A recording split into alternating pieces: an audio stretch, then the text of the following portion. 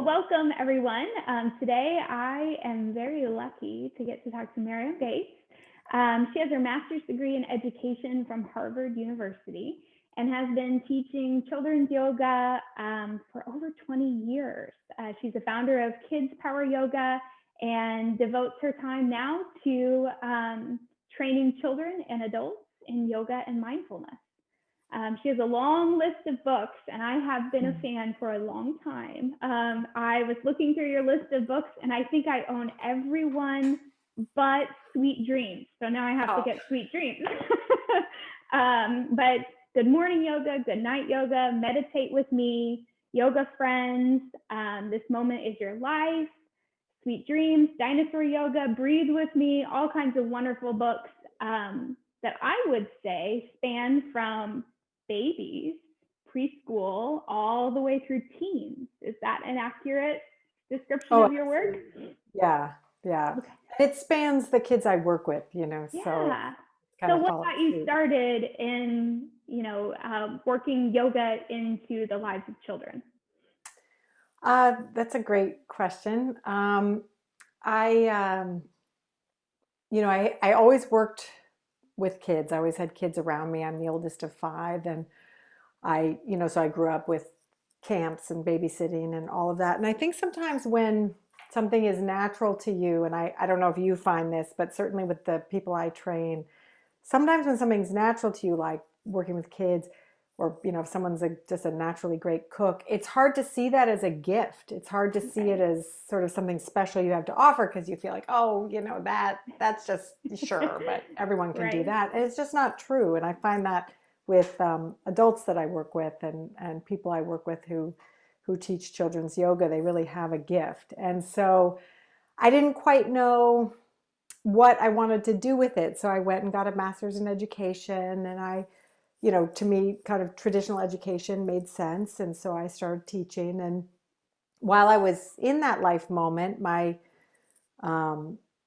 yoga was sort of, I guess I would say, having kind of a rebirth in the United States. And it was growing in popularity. It was becoming more accessible and more mainstream. And my husband, who's a kind of renowned yoga teacher and author, he was doing more and more and decided he wanted to open a studio. And I felt like, well, I want to do that with him, and I want to kind of create this community and this world. And it was very hard to move away from what I was doing in schools, because I felt like, this has always been my passion, and my turning my back, or I don't know, it was just the, life moments and questions. And I think it was maybe 2 weeks after I had left my education setting to start working on this studio that school said, one of the schools I've been working at said, we next year need movement, we need some physical education, and you're now doing yoga. Why don't you come be our yoga teacher for, kindergarten through 3rd grade for the whole year?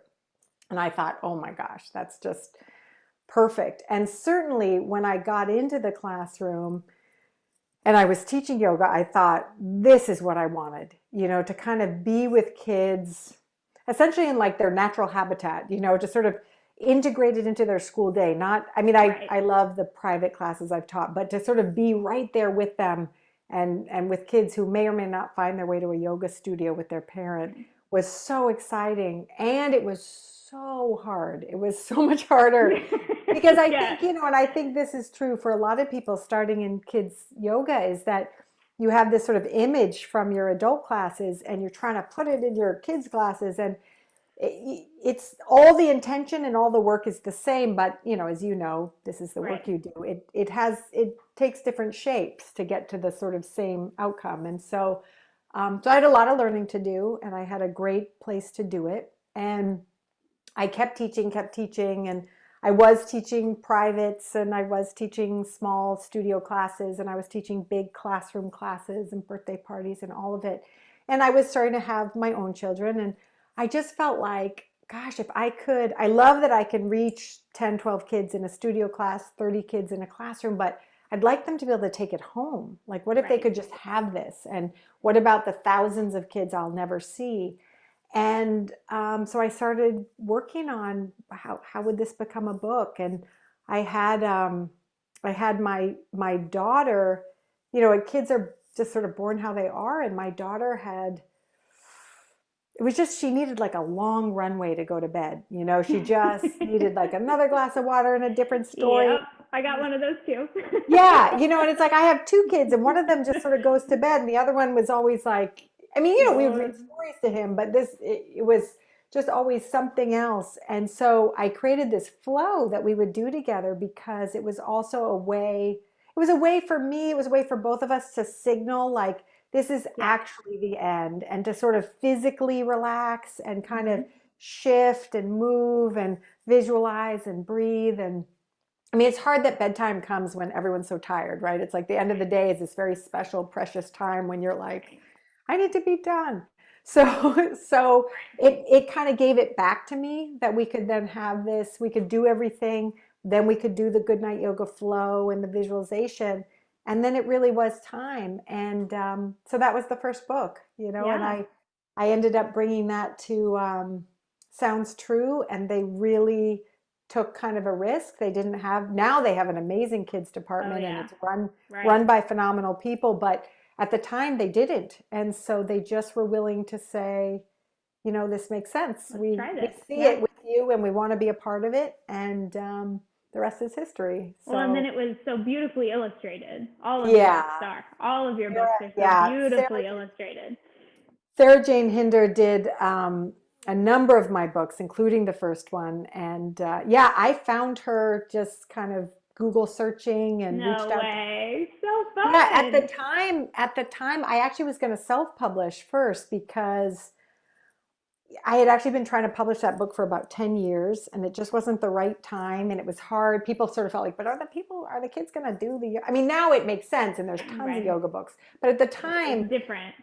There had only really been Babar, and that was a great book, but it was already on a franchise that made sense, and it wasn't a flow. It was a lot of text, and it was the elephants doing awesome yoga in Paris, but it wasn't really a flow for kids. And so to sort of explain that at the time was challenging. And then, so I was going to self-publish, and I reached out to Sarah and I said, what do you charge? I'm going to put this book together. I feel like between myself and my husband, we can at least sell some, Right. You had your following, you had your studio. Yeah, we had your something. Local. Yeah, for sure. I was teaching, I was training, and then, and then once I kind of got the ball rolling and it got in front of Sounds True, they were like, what, actually, we see it. Yeah. Well, and that's how I found you. I was in adult yoga training when your first book was published. And we were talking about your husband. We were going through Rolf Gates and some of his things. And so I was kind of Googling him and learning more. And I'm like, oh my gosh, they were in this book. And I was like, so then it kind of spiraled from there. But yeah, how you mentioned the flow, I don't have all your books here because we have snow. So I'm at home today instead of at my studio. So I only have what I have here. But what you're talking about the flow, that's one of my favorite things about your stories is that your final page almost always kind of puts all the poses back together so that you can take your time and read through the story. And maybe you don't even do the poses as you read it the first time. Sometimes that's my favorite way to share books with kids is because you still kind of get that literacy element. Yeah, absolutely. Where you read it, just read the book. And then we get to the last page and maybe piece it all back together.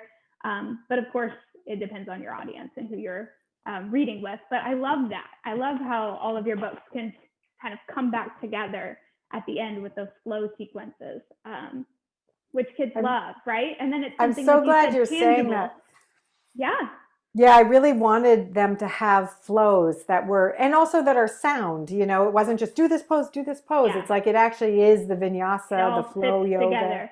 Well, and I feel like parents who come to your stories as yoga practitioners, we read the book and we're like, oh, this is a sun salutation, or oh, this is a moon salutation. Like we kind of can see, oh, this is flowing together. This makes sense in our body.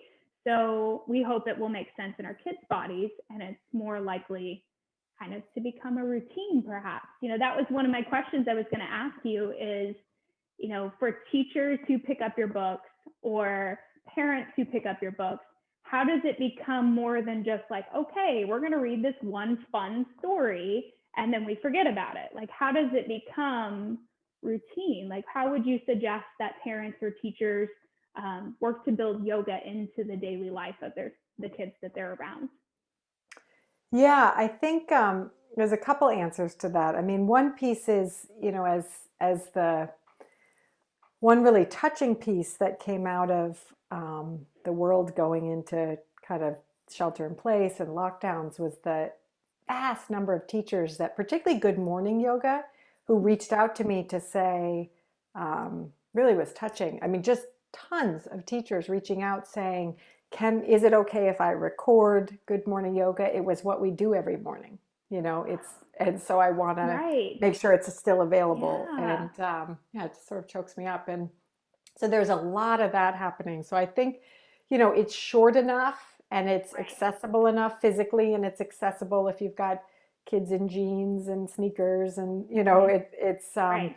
it's movement, but it's healthy, and it's exercise in that way that yoga kind of can be so many things, but it also is really accessible. And um, so I think for classroom teachers, a lot of them have used it, and again, because it's a short flow, have used it, As a morning really routine, it's consistently as just, part of the yeah. morning, and I Right. got to see that through this time. And then in terms of parents, it's um, Goodnight Yoga being a flow is so kind of so much of a no-brainer. And I even Right. ended that particular book where you're lying down, because Mm-hmm. there's some movement books that I've loved, like Eric Carle's, like I Can Do It. But you're trying to get your kid to settle and they're kicking like a donkey. I mean, it's an amazing book. My kids, Right. but I was like, I need them to be Yes. lying down Yeah. at the end of this. And but I've had other parents say, like, "Are you really saying we should do Good Morning Yoga?" And I'm like, "No, I'm not saying you have. I mean, now you might have time, but in regular life, you don't really Right. have time in the morning. But it can be a great transition tool. It can For be sure. um, a great kind of pre-soccer, post-soccer. Yep. Uh, Yep. We've been it, sitting too long in the classroom, or we've yeah, I been, mean, yeah, in yeah, classroom it's just a no-brainer, but even in other yeah. times, and I find just a lot, like the thing I like too is sometimes just a simple stretch, like a simple side stretch for kids, as it doesn't Hmm. have to even be the whole flow. You can take a piece of something or do some of the breath work. Right. Now we're talking about 2 minutes and it shifts the energy in the room, Absolutely. and I think, the more we take a breath or take a moment when we need it, the more that becomes an integrated part of our family's lives. The more that we Absolutely. show um, what we reach for, Hmm. when we can, Right. the more that becomes, because, they're obviously, They're we're always watching all the involved. time, right? Yeah. Mhm. Yeah. Do you have any one project that you've worked on that's been like closest to your heart? Oh, books, it really is like children, Hmm. you're just like, oh, it's just, I mean, certainly Goodnight Yoga was the first, and so that has a Right. special place. Your oldest child was the child you became Right. a parent with. This was the child I Right. really became an author with, the book I became an author with. Um, but no, I mean, they all are so, if I focus and meditate with me, and then I start thinking about what Yep. it's like to actually go through like a 8 count meditation, and they're all listening as we breathe and seeing using their sense of hearing to kind of ground them in the present, or noticing the temperature in and out of their body, and then I think about the Right. cat and the elephant and all it partner yoga, which I wrote with, yoga friends, which I wrote with Oh, my I love husband. yoga friends. Yes. It's such a delightful, Yes. to show kind of kids doing yoga together, and the idea that you could do it with another child or in a classroom, or you could do it with an adult. Right. Um, that, anytime you're doing partner yoga, that relationship becomes the focus, is sort of Mhm. how the two people are working together and building trust and comfort, and kind of a comfortable level of touch if it's two kids, sort of a Right. safe way to kind of interact, and feel like it's structured and safe and comfortable, and using each other's weight. And it's each book has its own kind of Yeah. magical Absolutely. piece for me. Sweet Dreams, which I think is the one you said that you don't have. I have Yeah. We I have it know, right gotta get here, that which one. is all bedtime visualizations for kids. And this was written, the illustrator here is one of my dearest friends in the world, Lee Stanley, who's the brilliant creator behind a line of cards and products called Curly Girl Design. And yeah, she just made this phenomenal, at the end of Goodnight Yoga, there's a um, visualization that has been really popular. So I decided to kind of create a series of visualizations that were all, you could just pick and choose and do at Right. night and use that mind body awareness to kind of settle down. So this has, its own, so yeah, it's hard to answer because Right. Well, it really is like children. and you got to experience this kind of, as you were saying, in a time where there wasn't a lot out there. And then Yeah, now it's definitely began to expand and grow. I mean, I've only been teaching kids yoga for almost 10 years. And when I first started, I know I was creating a lot more stuff. Um, and now there's more things out there that I don't have to work so hard to like go find things, because it's definitely, I mean, you Google or get on Amazon and type in kids yoga, and now it's everywhere. Um, One of my favorite books, though, I do feel like is in a market still that maybe doesn't have as much. The teen yoga book that you wrote, as you can tell, this is all like posted noted up because I love this story. I'm a mother of tweens myself. I have a set of twins that are 9, and then my oldest is 12. So we're right in this right book. in it. Yeah. Because, that 9, 10, 11, 12 age bracket is they still want to have fun and they still want to play and they still want yoga to not be too serious, but yet sometimes it's a little babyish still for them, right? So we're kind of like walking that delicate line. Um, so for someone who might be an educator in that field, in that age bracket, or working with kids yoga and Girl Scout troops or after school programs who might be falling in that age, do you have any advice that might be helpful to them as to how to keep those kids coming to the mat and seeing this as, something that can become part of their life? That's why I love this book, because it really walks you through that. But any advice you have for that bracket of age? Yeah, I love that question. And it's true too. And that book was really written, it can go into teen, but it really is in that kind of tween place because there's a way in which the teens can get playful again. It's less, Okay. they're less self-conscious and sometimes they Right. need playful, silly games. But right in that spot, where it's like, yeah, you don't want it to be too babyish. I find that it really helps if it's grounded in, kind of efficacy and things that make sense. So like using some of the desk, I mean, particularly now, but using some of the desk stretches and the chair yoga for like de-stressing before or after homework, things where they understand. And when you say a Girl Scout troop, it's something I've done with my daughter's Girl Scout troop. It's sort of your own self-care tips and tools, Yes.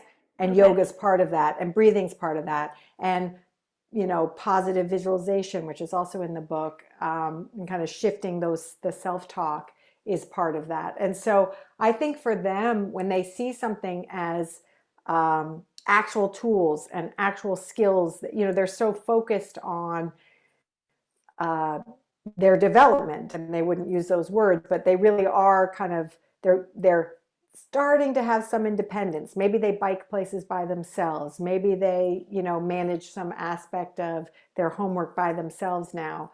And so for them, when you give them kind of more to work with, like, hey, this is a really helpful skill you can build or a tool you can reach for, a lot of the time they'll use it if it Right. makes sense to them. If it isn't just like, Mm-hmm. here's something else we do. But if we say, you have a lot of stressors in your life, this is a way to de-stress. This is Right. something to do at your desk. Homework can create all this tension in your shoulder and neck. They feel that, they're Mm-hmm. experiencing, Mm-hmm. especially Starting to now. become more body aware for sure. Yeah, Definitely. they're more aware of that. How do they feel in themselves? And and what helps? And they also, they're going through all these emotions and they're having um, extreme upset that's different from a little kid upset. They're having upset that's like tied to their relationships, or they're having um, uh, fear of missing out, or they're having comparing, and they're having, all these things are kind of starting to eat at them a little bit. And so having some tools and some solutions and some ways to work with all that now is starting to make sense because they're having the problems that come with all that. They're having the consequences. And so I think when it's in the context of here's kind of the real deal stuff you're dealing with, and here's some kind of real ways and real skills and tools that help, that kind of changes it for them. You know, we're Right. not just playing movement or doing some kind of we're Right. actually working on the things you're up against, and here's some real great tools and skills for people your age. I love that. So, like, getting rid of a little bit of the game kind of language and using it more as these are real deal tools that successful adults, successful, teens use these. And here's some choices. Because I know Yeah, that with my family, it's choices, right? yeah, We have the right, choice to do this or the choice to do that, or, this we have the choice to see the positive in this situation, or we have the choice to see the negative in this situation. How can we see more positives? These are some tools that help you get into a better mindset, perhaps where the positive is more obvious and we can find the positive faster. So, and they're yeah. at the age too where what's kind of wonderful is that intellectually there's pieces of this they can get, like talking to them about fight or flight and talking about how just the things that as adults feel kind of basic at this point, that it's like, right, that's great that we have fight or flight because when we were running from tigers, it was important. But now, we forgot our homework and we can't distinguish between tigers and homework, Homework. and we need to be able to calm that down, or we need to be able to kind of scan a situation like you're saying. And sure, from an evolutionary standpoint, if you see a field of flowers and there's a snake, poisonous, from an evolutionary standpoint, we need to see that snake and be aware of it. But from a kind of living, hopefully a kind of safe and contained life, we actually need to also be able to see the flowers, and Right. we kind of are always scanning for what's the problem, or that experience of being in a group and one person says something hard or negative to you, and that's what you just carry into the next day. Mm-hmm. A 10-year-old, a 12-year-old can start to understand that and see that as um, something that happens in our brain. But like you said, that there's some choices there, and we can kind of work on that, and we can unpack it. And they can start to understand that intellectually, which makes them such a fun group to work with, is that Right. they feel all the kind of physical benefits, but they actually can talk about those pieces, in certain ways. Absolutely. Yes. I mean, all such great advice. And so many times we just kind of forget the simplicity of what we know as yoga teachers and what we know as adults, that can translate to kids if we just, you know, slow down our language a little bit. It doesn't necessarily need to go, where we have to change everything we're saying. Just slow it down a little bit and take your time to, Yeah. talk through those concepts. And like you said, put them in terms of what is their reality right now. Because their reality is their whole world. They don't often see beyond uh, today, and that's why I love the title of this book. This moment is your life, and so is this one. It's that idea. Your whole first chapter is about being present and understanding what it means to be in the moment and what mindfulness is all about and how that helps us to stay there. So I just think it's such a wonderful addition to any family's library or anybody who works with middle grade elementary, even in middle school, even at a high school. It's a great option to, as an adult to own, to help you kind of hone in on that language, but then also to share with the children that you work with in your life. So I just have one more final question if you have time. Sure.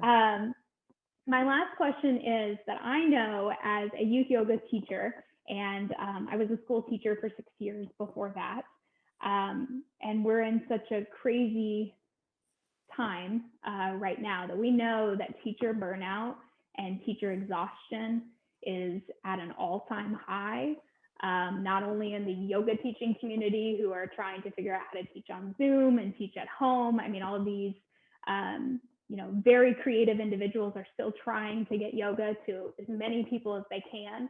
And then we know also in the school setting, some are in person, some are hybrid, some are only online. There's all kinds of obstacles that no one ever dreamed really that they would be living through right now. So do you have any suggestions just from maybe your own personal self-care routine, or just your experience over time of, taking care of the teacher? Well, I think it's such a good question, and it's coming up kind of in every interview right now for sure. These are unprecedented times, and we're all kind of, as humans, we hate uncertainty, and it's just been uncertainty central for Yeah. such a while, and particularly people who are doing the really hard and important work of working with kids. So I think compassion, it's always true, but more so now, or equally so now.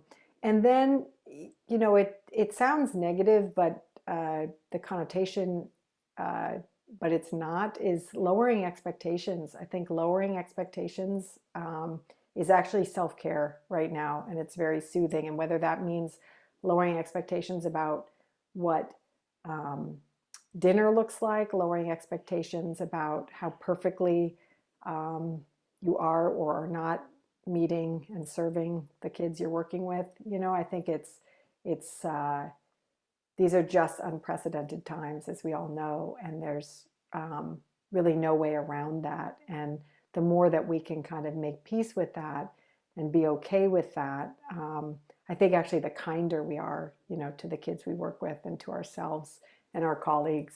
So giving people, I think, a lot of space, and that is the kids we work with as well as ourselves.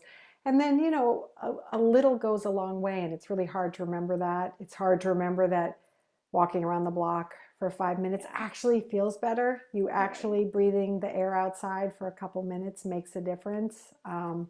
It's just hard. It's hard to remember that stretching for a minute, you may not have a regular practice or even 20, 30 minutes to do something that may feel impossible right now, but doing the 3 minutes or the 5 minutes or one of the flows from these books that are so short, actually pumping a little breath and blood through the body shifts things. And that's all we're looking for right now, is just little shifts. And, being okay when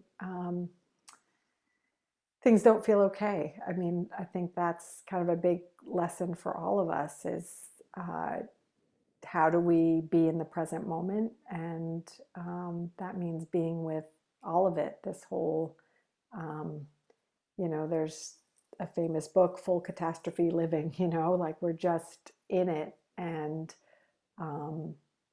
the more we can feel a full breath in and a full breath out, the more kind of shifted into present for what comes next, which is really, I think, what the world needs from us right now, is to just kind of stay awake and stay present and, be as loving as possible to everyone around us and ourselves, and then forgiving ourselves when we're not, because it's a hard time. Yes, absolutely. So. Yeah, and I love the point of remembering that a little goes a long way, because that's something that I personally wake and try to remind myself every day, that it's about just little pockets of time for myself and for my kids. And my kids need just little pockets of time too. They don't need to go be away from me for 2 hours, but they might need 5 or 10 minutes here and there to kind of go be in their own space for a little bit. And with so many of us living in a, we're staying home, and we're, we have to remember those little bits do go a long way. Well, this has been so fun and such an honor.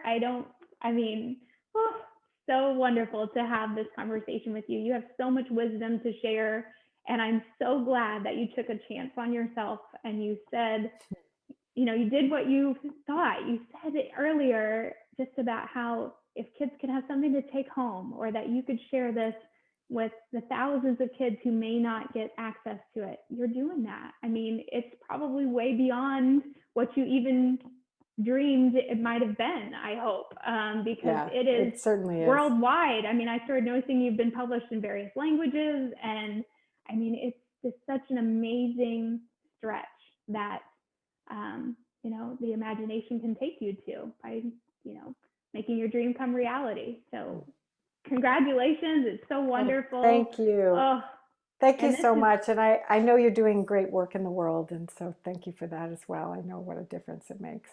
well, thank you. This has been lovely. I hope you have a wonderful rest of your day. I too. appreciate you taking time. Yeah, Again, take good care. yes, you too. Thank you.